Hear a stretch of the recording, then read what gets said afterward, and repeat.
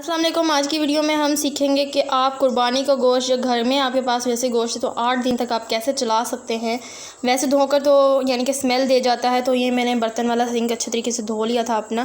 اس کے بعد یہاں پر سنک کو ہلکا سا بند کر کے آگے یعنی کہ چکن رکھ کر بڑا گوشت ہے یہ، تو اس کو میں نے آگے رکھ کر اس کو بند کر لیا سنک کو۔ پانی زیادہ کر لیا، اگر آپ کے پاس زیادہ بڑا برتن ہے تو آپ اس میں جمع کر سکتے ہیں اس طرح سے پانی۔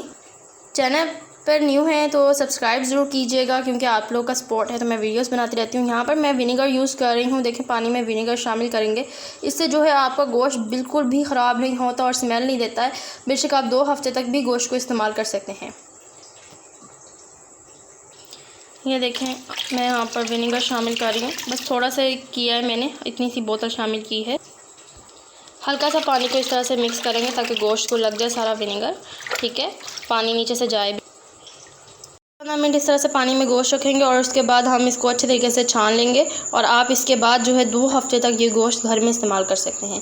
چینل پہ نہیں ہو تو سبسکرائب کیجئے گا۔ جزاک اللہ۔